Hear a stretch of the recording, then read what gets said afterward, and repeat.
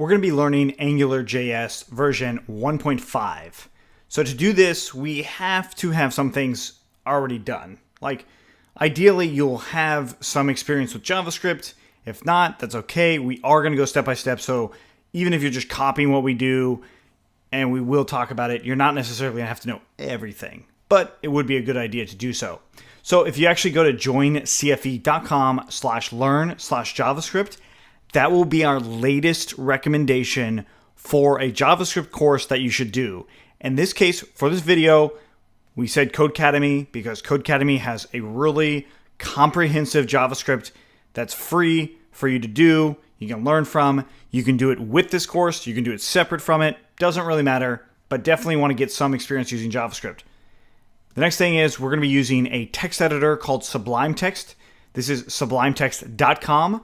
This is our default text editor. We've loved this one. We've used it for years. Highly recommend this, but this is not the only one you have to use. You can use any text editor you'd like. Basically, what this is doing is we're going to be typing our code here. When you work through Codecademy, if you do, you're going to type through the code through your web browser. That actually doesn't really matter a whole lot.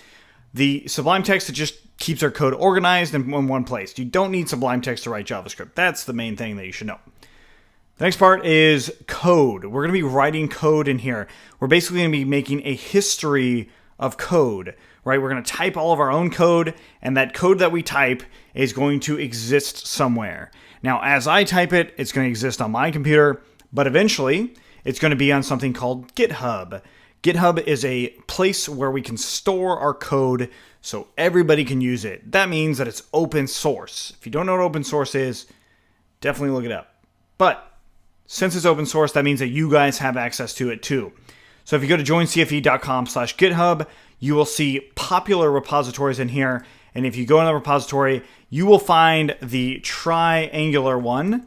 Once it's actually there, right now it is not there, so you don't see it. Next thing is we do recommend that you install Python and Django on your machine because we are working that direction eventually, but you don't need to do it.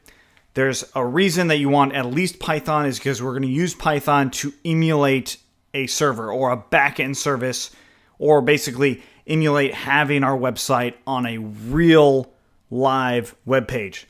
So to do that, you can go to youtube.com/codingentrepreneurs, not coding for entrepreneurs, or joincfe.com/YouTube. That will redirect you here, and look for the system setup link somewhere in there. These system setups are also on our website. So those are the things that you're going to want to do now before we actually jump into AngularJS. Of course, if you already have that stuff, well, let's go on.